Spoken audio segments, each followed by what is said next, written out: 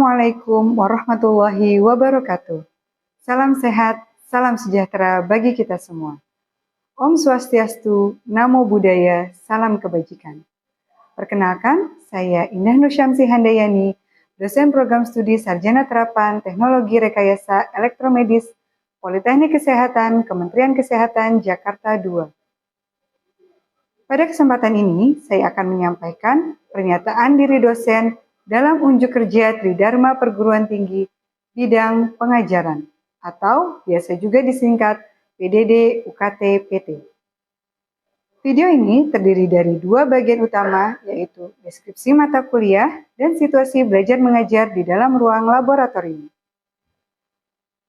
Salah satu mata kuliah yang saya ampu yaitu Peralatan Laboratorium Klinik 1, yang merupakan mata kuliah inti pada bidang keilmuan Biomedical Engineering, sesuai dengan kompetensi keilmuan yang saya miliki.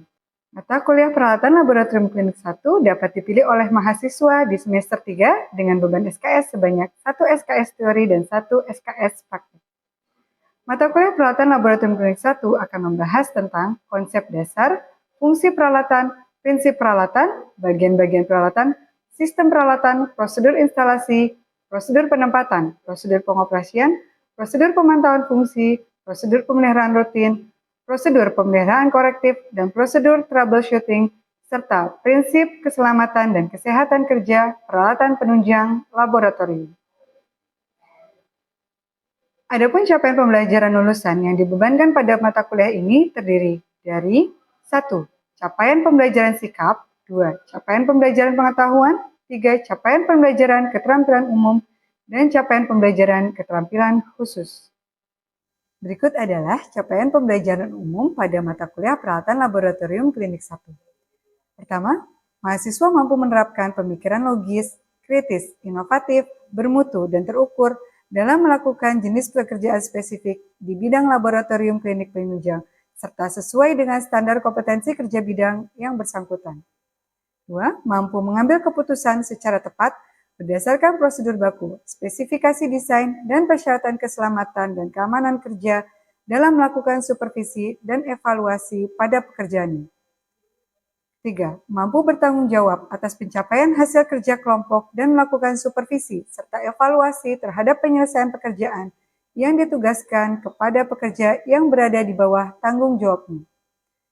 Dan capaian pembelajaran umum yang terakhir, mampu mendokumentasikan, menyimpan, mengamankan, dan menemukan kembali data untuk menjamin kesahihan dan menjaga plagiasi. Selanjutnya adalah capaian pembelajaran khusus mata kuliah Peralatan Laboratorium Klinik 1.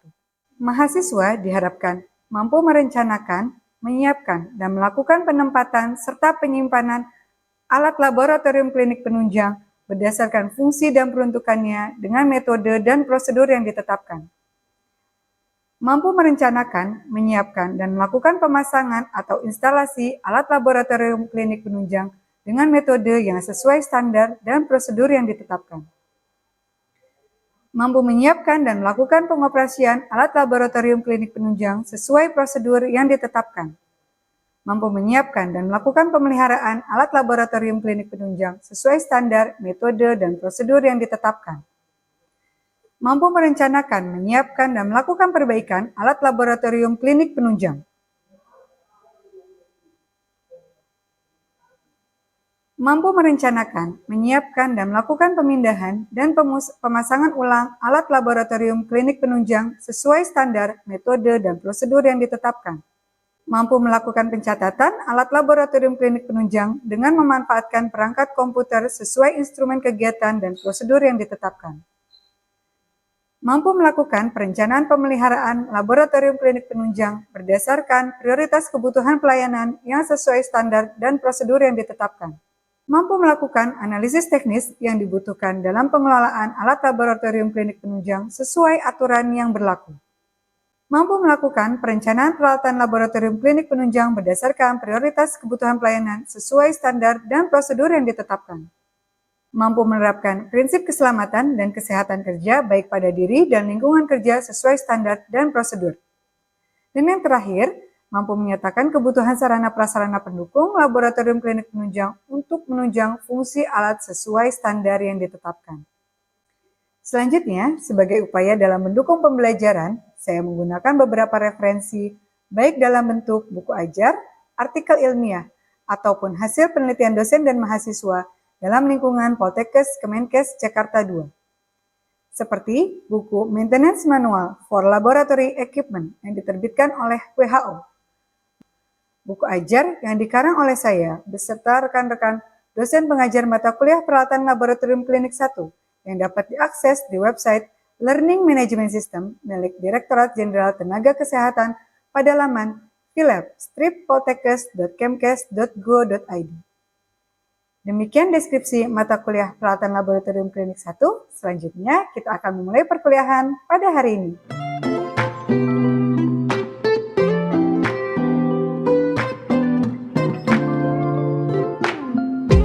Pagi, salam sehat untuk kita semua. Pada kesempatan kali ini ya, kita akan masuk lagi ke perkuliahan. Materi yang minggu sebelumnya sudah disampaikan bahwa pada mata kuliah peralatan laboratorium klinik 1 pada program studi sarjana terapan ya akan membahas berapa banyak alat yang akan kita pelajari di semester ini? 8. Apa saja peralatannya? Terus Brutwalman, terus Good Bank Refrigerator, terus inkubator laboratorium. Kemudian untuk peralatan berbasis pengendalian kecepatan spiral, ada centrifuge, kemudian shaker, terakhir timbangan ya. Oke, mungkin sebelum kita mengawali perkuliahan hari ini, ada baiknya kita berdoa dulu menurut agama dan kepercayaan masing-masing supaya perkuliahan kita membawa manfaat dan kebaikan bagi diri kita dan juga untuk masyarakat sekitar ya. Berdoa saya pimpin, berdoa dimulai.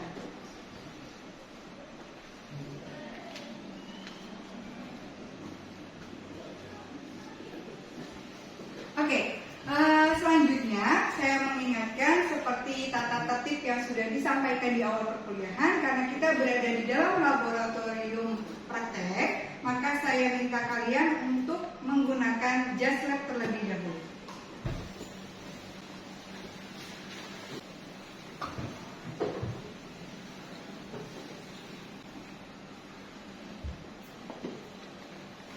Oke, digunakan jas labnya dengan baik dan benar. Kenapa kita harus menggunakan jas laboratorium selama praktek?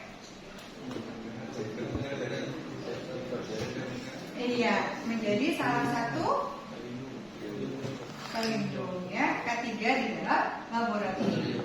Untuk mata kuliah peralatan laboratorium klinik 1 sendiri, kita sudah punya buku acuan atau buku referensi yang selain menggunakan referensi dari buku luar, dosen Poltekkes juga sudah membuat buku referensi yang bisa kalian akses di dalam Philab atau Learning Management System milik dari Dirjen Nakes ya. Kalian bisa buka di Philab Poltekkes.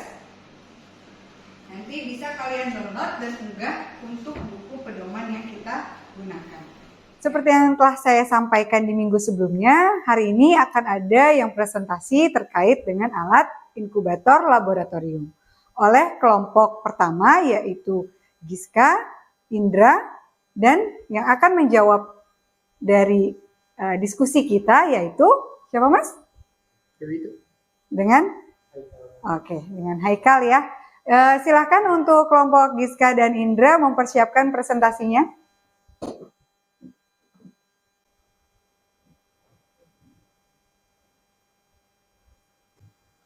Ya, siap. Assalamualaikum warahmatullahi wabarakatuh. Waalaikumsalam warahmatullahi wabarakatuh. Di sini kami dari kelompok 2 ingin mempresentasikan tentang inkubator laboratorium. Lalu ini anggota kami, yaitu pertama saya sendiri Dias Andresi, Indra Juliansa, Muhammad Haikal Abdul, dan Islam Mutara. Yang pertama, pengertian inkubator menurut cabang ilmu mikrobiologi itu proses pemeliharaan kultur bakteri dalam suhu tertentu selama jangka waktu tertentu untuk memantau pertumbuhan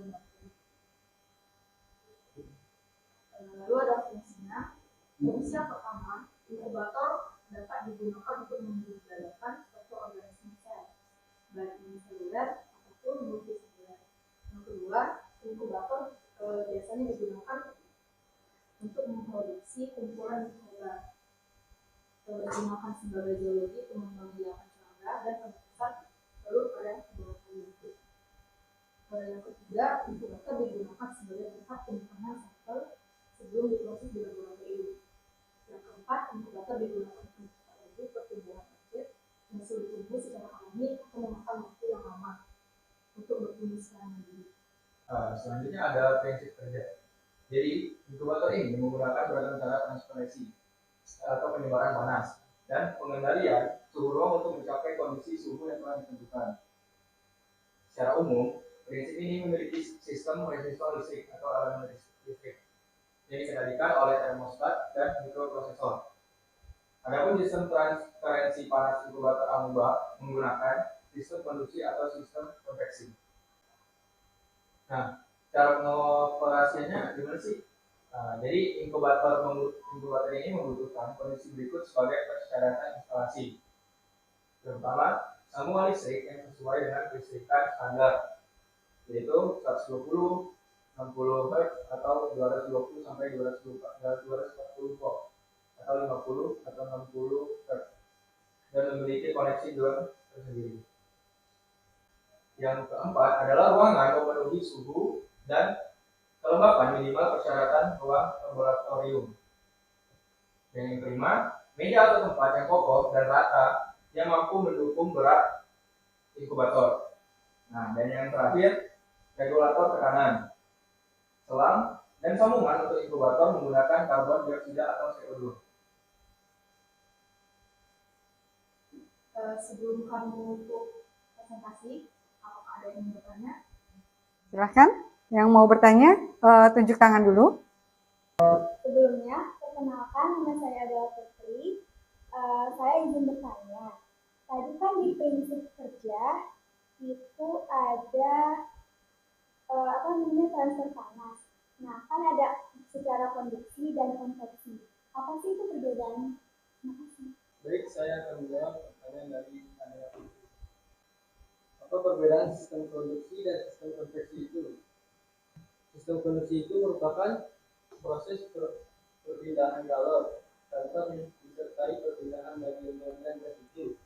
Sedangkan sistem konveksi itu merupakan perpindahan kalor melalui zat penghantar yang disertai dengan perpindahan bagian-bagian zat itu. Mungkin bisa dilengkapi? Atau mungkin kita buka ya dari buku yang tersedia di VLab. Baik, di buku yang tersedia atau yang bisa kalian unggah di dalam VLab ya, itu ada materi terkait dengan inkubator amuba. Secara umum kita mempelajari inkubator laboratorium ya, seperti yang tadi sudah disampaikan oleh kelompok 2. Jadi inkubator laboratorium itu banyak fungsinya, tadi sudah dijelaskan. Salah satunya untuk penyimpanan sampel, untuk apa lagi? Pengembangbiakan amuba, bakteri, mikroorganisme ya. Kenapa sih ketika kita mengembangbiakan bakteri, mikroorganisme atau menyimpan sampel itu dibutuhkan satu chamber ya atau wadah yang bisa menjaga kestabilan suhu. Karena kita mengharapkan dari sampel-sampel tersebut tetap dalam kondisi baik ketika akan dianalisa gitu ya. Nah, inkubator laboratorium itu bisa menyediakan atau mengatur suhu mulai dari minus 10 derajat ya sampai dengan 75 derajat Celcius ya. Jadi si inkubator laboratorium secara umum tidak hanya menghangatkan tapi juga mampu mengkondisikan dengan dalam suhu yang dingin. Nah, tadi ada yang menanyakan bagaimana proses perpindahan panasnya.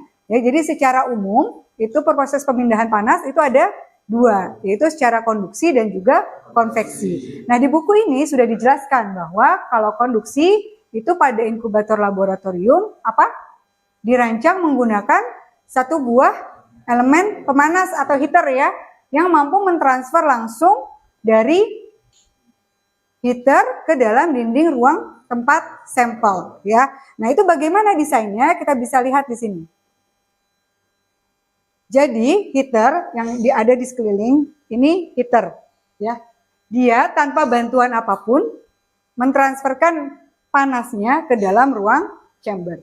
Nah, yang kedua adalah metode konveksi. Ya, kalau metode konveksi itu apa? Dia membutuhkan bantuan atau sirkulasi ya untuk bisa menyebarkan panasnya. Jadi kalau tadi heaternya atau pemanasnya berada di seluruh selungkup atau chamber dari si inkubator laboratorium, kalau konveksi kira-kira posisinya ada di mana? Heaternya. Di salah satu bagian saja, ya, entah itu di bagian bawah atau di bagian atasnya saja, ya. Dan dia mengandalkan itu aliran udara di dalam ruang inkubator. Jadi kalau kita lihat di sini yang dijelaskan di dalam buku ini, dia menggunakan sumber pemanas di bagian bawah, kemudian nanti ada jalur, ya, ada jalur untuk penyebaran si panas tersebut. Nah, proses seperti ini umumnya lama. Kenapa? Ada yang tahu? Panasnya tidak menyebar. Iya, ya, karena dia hanya menunggu atau mengandalkan si satu sumber suhu saja, satu heater saja, ya. Dan ini sudah kemungkinannya distribusi atau keseragaman suhu di dalam ruang chamber inkubator ini juga kurang, ya, karena bisa jadi yang di bawah ini sudah panas, tapi yang di bagian atasnya belum. Ya, kalau kalian punya mungkin oven atau pemanggang di rumah, itu kan sumber pemanasnya satu ya, entah itu dari gas ataupun heater, ya, kalau yang kompor listrik. Nah, ini untuk mengantisipasi atau bisa memperbaiki kekurangan dari sistem yang konveksi ini, maka ada yang namanya sistem forced convection atau konveksinya secara paksa, tidak alami. Ya, dengan bantuan apa misalnya? Ada yang tahu? Boleh tunjuk tangan. Bantuan blower. Dengan bantuan blower. Kenapa menggunakan blower? Nah, agar lebih cepat panasnya menyebar. Iya, jadi blower itu kan kipas ya, kipas. Nah, kita lihat di sini di dalam perancangannya ya, untuk forced convection dia sama. Jadi secara efisiensi model konveksi ini lebih efisien dibandingkan yang konduksi. Kalau konduksi kan seluruh selungkupnya harus dilapisi dengan heater. Kalau dia enggak, cukup dengan satu bagian saja, tapi dibantu penyebarannya menggunakan blower. Ya, nanti bisa kita lihat di alat laboratorium inkubator, di alat inkubator laboratorium yang kita punya. Ini di sini harapannya dengan desain seperti ini, dengan forced convection, itu bisa penyebaran suhunya lebih merata. Jadi kalau kalian juga belajar inkubator bayi, itu juga sama kan ya? Dia juga kalau yang zaman dulu itu sumber panasnya di bawah dan tidak ada bantuan penyebaran. Nah, sekarang karena semua alat kesehatan itu wajib dikalibrasi, dan kalibrasi inkubator salah satunya adalah uniformity ya, atau keseragaman, maka ada bantuan dari si blower untuk bisa menyeragamkan suhunya. Ini maksudnya sekalian. Terus lanjut, ada lagi yang mau bertanya? Silakan sebutkan namanya dulu ya, Mas. Perkenalkan, nama saya Muhammad Jata Torik. Saya mau bertanya soal tentang kapasitas penyimpanan dari alat inkubator laboratorium ini. Mungkin boleh dibantu dijawab. Baiklah, saya akan menjawab pertanyaan dari Torik. Kapasitas penyimpanan karbit inkubator laboratorium berkisar antara 20 sampai 800 ml. Kemudian Dari berapa, Mas? 20 sampai 800. 20 sampai 800 liter. Ya. Kenapa kok beragam kapasitasnya? Ada yang tahu kenapa kapasitas dari inkubator laboratorium itu beragam? Ya, boleh. Kenapa, Mas? Menyesuaikan dengan ukuran dari inkubator laboratorium tersebut. Ya, menyesuaikan dengan kebutuhan ya, dari kebutuhan. Kan inkubator laboratorium ditaruhnya atau dipasangnya instalasinya di fasilitas pelayanan kesehatan. Fasilitas pelayanan kesehatan kan beragam. Kalau rumah sakit ada dari tipe D sampai dengan tipe A, ya. Begitu juga dengan laboratorium, ya kan? Nah, kebayang kalau misalkan yang menggunakan itu adalah puskesmas, ya. Perlu nggak sampai penyimpanannya berapa tadi? 200 liter. Enggak ya? Ya mungkin kalau untuk puskesmas atau rumah sakit tipe D atau klinik-klinik kecil itu boleh dengan kapasitas yang lebih rendah. Nah kalau kita punya inkubator laboratorium merek Nuve, semua alat praktikum yang ada di laboratorium itu kalian bisa scan di sini.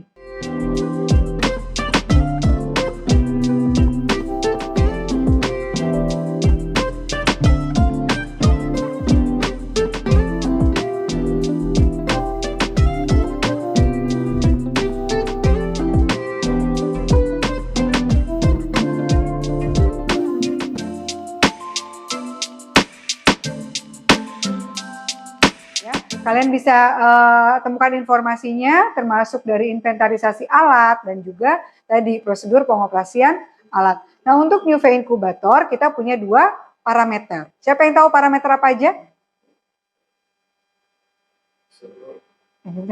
Suhu dan waktu. Oke, kita punya 2 parameter yaitu parameter suhu dan parameter waktu. Jadi kita untuk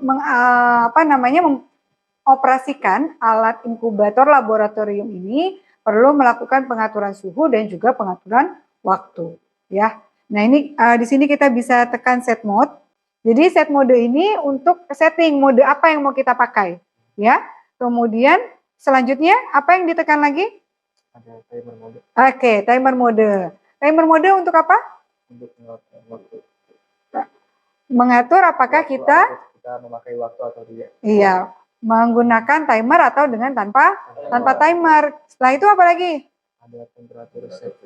Oke, sebelum kita ke temperatur set, maka kita harus men-save program tersebut dengan tombol apa? Stop. Oke, silakan ditekan dulu. Oke, next berarti kita ke baris yang kedua. Ya, baris yang kedua itu ada pengaturan temperatur. Silakan coba dioperasikan.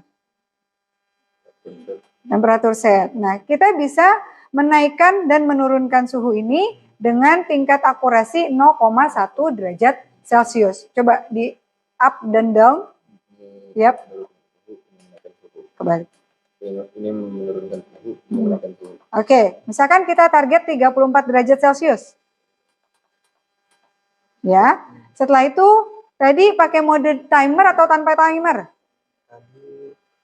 Timer 1. Berarti dengan menggunakan timer maka kita perlu melakukan pengaturan waktu inkubasinya ya. Kita bisa menekan tombol apa, Mas? Selanjutnya kita bisa menekan tombol time set. Kemudian di situ ada pengaturan jam dan menit ya. Kita bisa menaikkan dan menurunkan juga. Nah, menggunakan tombol up down. Kita bisa menurunkan dan juga menaikkan menggunakan tombol up down untuk menyesuaikan timer atau waktunya. Di sini ada menit dan jam. Oke. Selanjutnya pengaturannya apa lagi? Yang terakhir? Misalkan kita membutuhkan 9 menit. Selanjutnya kita set terlebih dahulu dengan menekan tombol stop. Selanjutnya kita akan menekan tombol alarm set ke tahap selanjutnya. Alarm set fungsinya apa tadi?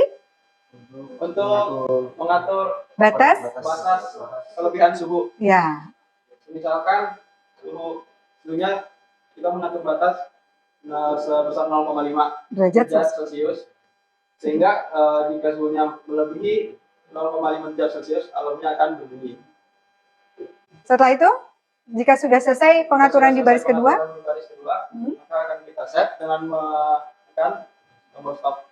Oke. Nah, untuk memulainya, tadi kan sudah diatur semua. Untuk memulainya tekan tombol apa? Untuk memulainya kita akan menekan start 1. Oke, silakan. Oke. Ya, jadi kalau kita lihat dari dekat, di sini ada indikator heat dan alarm. Ya, kalau indikator heat ini masih berkedip, berarti di dalamnya masih terjadi proses pemanasan. Sampai kapan dia?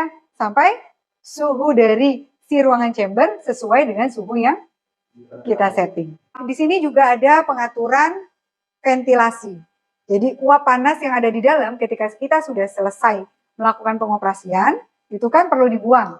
Ya, kalau tidak dibuang, dia akan terjadi pengembunan di dalam. Nah, ini kita bisa buka katup ini. Ya, jadi ke arah kanan itu pembuka katup, ke kiri kita menutup katup. Itu kita bisa lihat di bagian dalamnya. Ya, jadi kalau sudah disampaikan oleh temannya yang presentasi, ada bagian door gasket atau karet pintu, ini untuk menjaga supaya suhunya tetap terjaga ada di dalam, tidak berinteraksi dengan suhu di luar, ya. Kemudian ini ada door glass-nya, ada rak-nya, disinilah si ventilasi tersebut. Jadi kalau misalkan dalam proses pengembangbiakan bakteri itu nggak boleh kondisi ventilasinya terbuka. Kenapa? Kalau kita sedang mengembangbiakan mikroorganisme, bakteri itu nggak boleh kondisinya terbuka. Kenapa? Nanti terdapat penyebaran mikroorganisme atau virus-virus. Iya, betul. Ya, jadi kalau misalkan kita sedang melakukan pengembangbiakan, harus dipastikan bahwa si ventilasi ini dalam kondisi tertutup. Ya, ini yang bahaya atau hal yang mungkin saja terjadi ketika kita menggunakan alat inkubator laboratorium. Ya, next kelompok yang lanjutnya kita ke Glotek. Ini untuk inkubator laboratorium tipe kedua yang kita miliki ya di laboratorium klinik dari Glotek. Di sini hampir sama, ada dua parameter juga. Ada parameter apa saja? Suhu dan waktu. Hanya kelebihannya di alat ini dia punya sistem pengaman suhu berlebih, tapi dengan metodenya yang masih analog, yaitu menggunakan Sensor termostat. ya sensor termostat. Ya, oke. Siapa yang bisa melakukan pengaturan suhu dan temperatur di alat ini? Silakan. Ya. Memastikan untuk jika ingin mengatur suhu, jadi kita pencet di set dulu. Nah ini suhu maksimal si heater mencapai suhunya, jadi kita atur dulu aja ke 35. Ini untuk mengatur ke ini. Kemudian akan berjalan dan Oke, ya. Jadi di sini kontrol panelnya cukup sederhana. Kita ada set untuk pengaturan suhu dan juga temperatur. Kemudian ada increase dan decrease, yaitu untuk menaikkan dan menurunkan pengaturan. Dan tombol shift untuk menggeser kursor dari pengaturan. Ya, jadi kalau tadi sudah disampaikan, kalau mau mengatur suhu tekan set. Kemudian kalau kita mau mengatur pergantian suhunya di angka puluhan, maka kita bisa menggeser kursor dengan menggunakan tombol shift. Ya, ini kita bisa naikkan atau turunkan. Kalau kita mau ke bagian ratusan, maka ini kita geser lagi, kemudian kita bisa naikkan. Nah, ini semaksimalnya saya rasa tidak sampai 100 ya.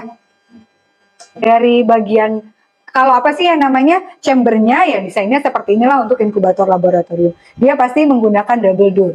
Ya, menggunakan dua lapis pintu, karena tadi untuk menjaga suhu dan juga keamanan ketika kita melakukan pengembangbiakan sampel. Ya, jadi secara umum bentuk atau desain dari inkubator laboratorium seperti ini. Hanya tinggal bedanya apakah dia masih analog atau sudah digital. Oke, baik, ada yang mau ditanyakan? Tidak? Cukup? Baiklah kalau gitu. Yuk kita kembali lagi. Nanti kalian bisa langsung memulai praktek sesuai dengan prosedur praktikum yang ada di buku prosedur praktek laboratorium klinik 1. Baik. Dari Juan, ada yang mau ditanyakan? Sebenarnya cukup dengan apa yang telah Ibu sampaikan. Oke. Dari Adel? Cukup. Baik, kalau begitu saya cukupkan perkuliahan hari ini. Sebelum saya tutup, untuk tugas nanti bisa kalian kumpulkan di dalam Google Classroom ya. Akan saya buatkan folder di Google Classwork-nya. Oke, ditunggu untuk pengumpulan tugasnya sampai dengan hari ini di jam 10 malam ya. Oke, baik. Kalau gitu terima kasih. Assalamualaikum warahmatullahi wabarakatuh. Waalaikumsalam.